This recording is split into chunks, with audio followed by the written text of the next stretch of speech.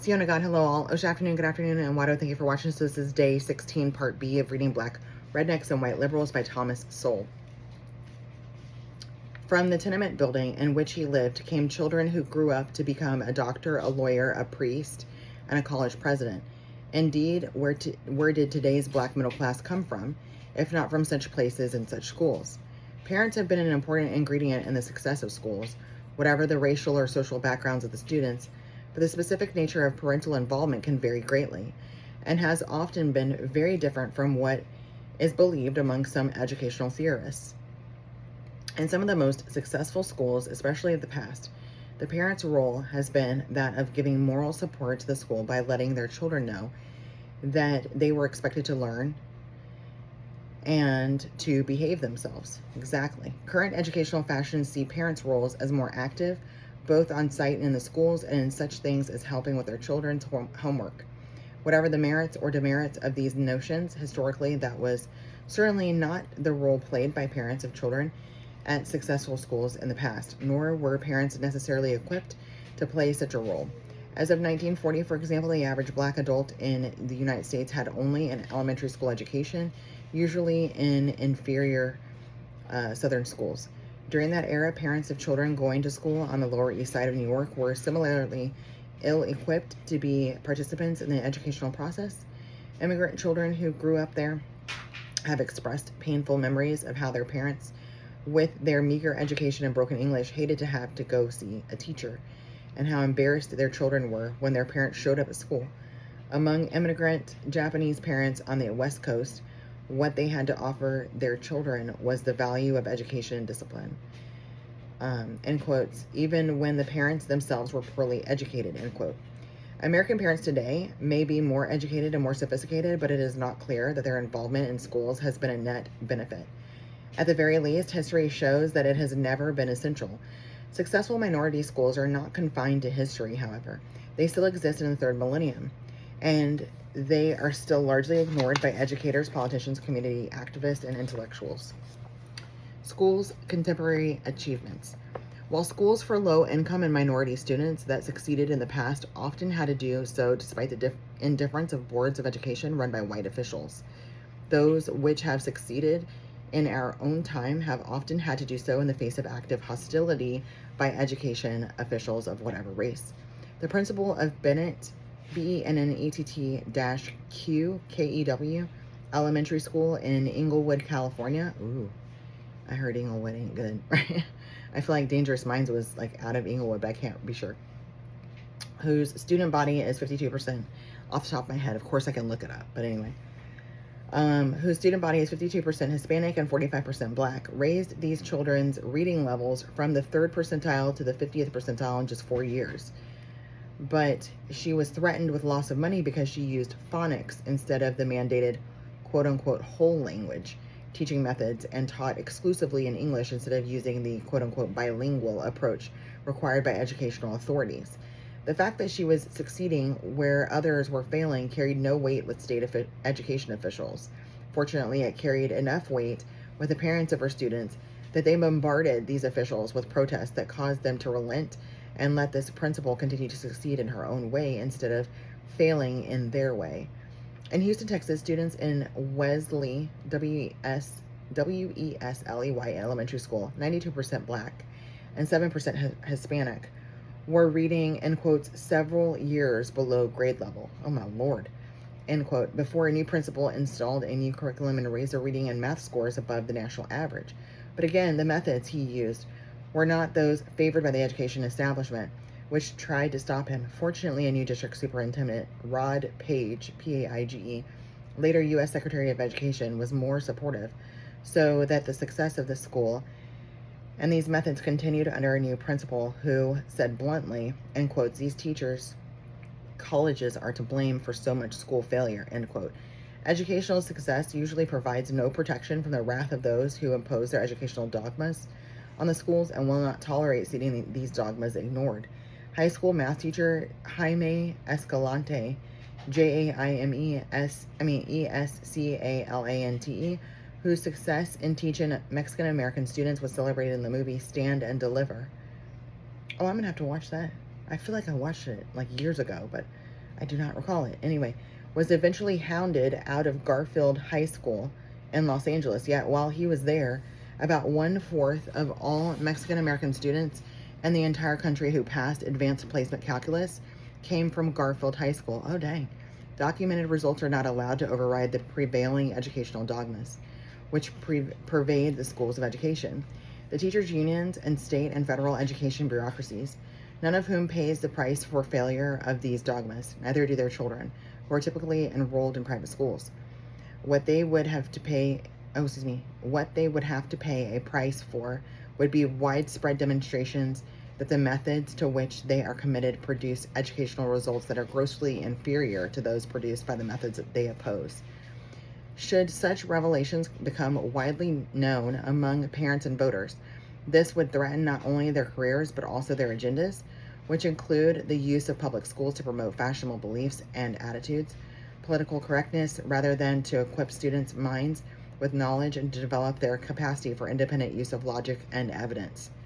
I mean, he couldn't have said it any better, could he? None of this says that there is just one best way of teaching all students. That would be repeating the dogmatic approach of the education establishment. What the record of successful minority schools shows, both in history and among contemporary schools, is that educational achievement is not foredoomed by economic or social circumstances. Beyond the school grounds, as the education establishment constantly strives to prove, poverty, broken homes, and unruly environments are not to be ignored, downplayed, or apologized for, but neither are the failings of others proof that the education establishment is doing its job right. Perfect students with perfect parents and a perfect society cannot learn things that they are not being taught, and that includes an increasing number of basic things in our public schools. While successful minority schools do not use any single formula or ideology, they do make sure to teach those basic things that get neglected by more typical or more trendy schools, beginning with reading. Portland Elementary School in Portland, Arkansas, has multiple violations of prevailing educational dogmas and such academic successes that it is besieged with requests from parents who want to transfer their students in.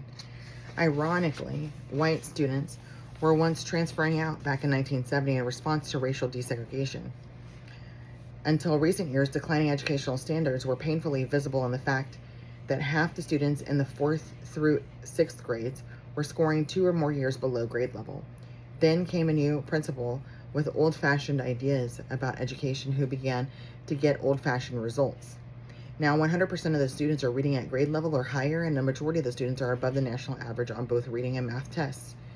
One of these old-fashioned ideas is called, in quotes, directed instruction, end quote. What used to be called just plain teaching, as distinguished from the more trendy notion that teachers are to be, quote-unquote, facilitators, on the sidelines, letting students, quote-unquote, discover and, quote-unquote, create knowledge themselves. In Portland Elementary, directed instruction has proven to be especially effective with, quote-unquote, at-risk students. In other words, kids who have nobody to teach them at home improve greatly when there is somebody to teach them at school, instead of using them as guinea pigs for experiments. Not satisfied with violating educational dogma by plain old teaching, Principal Ernest Smith also groups students by ability and gives them tests every 10 lessons or about every 7 or 8 days, all of which is taboo in educational establishment circles. So successful has this approach turned out to be that whites have been transferring back in and now constitute a majority of the students. Another successful minority school, 99% black, with 80% of its students coming from low-income families, is Cascade, C-A-S-C-A-D-E, Elementary School in Atlanta. Although its demographics would be considered to be a formula for automatic failure by those in the education establishment, in fact, the students have scored at the 74th percentile on reading tests and at the 83rd percentile on math tests. Principal Alfonso L. Jessie, Jessie, is so old-fashioned that he will not tolerate misbehavior. Jessie explains to parents at the beginning of the school year that if their children misbehave in school, they will be personally escorted to the parents' place of work. Shut up. I love it. I love it. Woo. Not surprisingly, Cascade has almost no discipline problems. Such a principal might well be accused of stereotyping or racism by civil rights groups, community activists, or white liberals if he were not black. Isn't that funny? Not funny, but you know what I mean? Isn't that messed up? Like other schools for minority children, the MARVA, M-A-R-V-A Collins Preparatory School in Chicago has its founders, in quotes, no-nonsense back-to-backs curriculum that is centered on phonics and memorization for the younger students, and higher-level reasoning and literary analysis for the older ones, end quote. It also features, in quotes, weekly tests in all subjects every Friday, end quote. It is not hard to understand why Marva Collins was unpopular with education authorities when she taught in the public schools, and had to get set up her own private school in order to teach the way she wanted to. Oh, and had to go set up her. Yeah, okay. I read it wrong. So she literally had to go out of the public sector into the private sector in order to use her own teaching style and curriculum and stuff. Okay, anyway. Oh my gosh. The education system is so backwards. Chicago public schools, and this is reasons that you need to homeschool. Just saying. Chicago public schools were declared to be the worst in the nation back in the 1980s by William J. Bennett, B-E-N-N-E-T-T. This U.S. Secretary of Education, then U.S. Secretary of Education, despite some improvements, even as late as 1996, half of all the children in the Chicago schools were performing below grade level in 4/4 of the city schools. Yet even here, there has been an exception using methods that are an exception to the prevailing educational dogmas. Children in Earhart Elementary School in Chicago's Southside Ghetto score at the 70th percentile in reading and the 80th percentile in math. 99% of these children are black, and more than 4/5 of them qualify for the free lunch or reduced price lunch program. Taking advantage of a 1988 law that allowed individual schools more leeway to escape rigid educational dogmas, a new principal began teaching reading based on phonics and memorization of sight words, devoting an hour and a half each morning exclusively to reading. During this reading period, all physical education, music, art, and library activities were brought to a halt so that the entire support staff could help the children with their reading. The school taught things like grammar and composition, which are considered passé in educational circles, but it achieved success, which is also passé in too many public schools today. The KIPP Academy in Houston, Texas, its name derived from the Knowledge is Power program, has achieved such success on both math and reading tests that it has spawned a spinoff with the same name in the Bronx. The first KIPP school began with a quote-unquote campus that consisted of 12 trailers parked near a baseball field at Houston Baptist University. Like many other successful schools for low-income minority students, its emphasis is on work. End quotes. If you're off the bus, you're working, end quote, said its principal and co-founder Michael Feinberg, Feinberg. KIPP students spend 67% more time in the classroom than the average public school student. Each morning, students receive a worksheet of math, logic, and word problems for them to solve in the free minutes that appear throughout the day. KIPP co-founders Michael Feinberg and David Levin, Levin, in parentheses, who later headed the Bronx school of the same name, end quote, did not begin with theories such as colleges do. Instead, they studied what worked in various schools around the country and made that the basis for their program. Not only is this the opposite of the approach used by education, quote-unquote, experts, so is the KIPP rejection of any single magic formula for teaching. KIPP teachers are free to teach as they see fit, so long as they get results. These teachers also visit parents in their homes to explain what they are doing and what the parents need to do. And they carry cell phones with toll-free numbers so that they can be reached after school hours. They mean business. Yeah, I bet they do. Many other successful minority schools, too numerous to mention, are operating in various communities around the country. 21 of them were studied by the Heritage Foundation under its quote-unquote no excuses program. To be eligible for this program, a school must score at or above the 65th percentile on national achievement tests, and 75% of their students must qualify for the subsidized or free lunch program. Most schools where such a high percentage of students come from homes with low enough incomes to qualify for the lunch program score below the 35th percentile.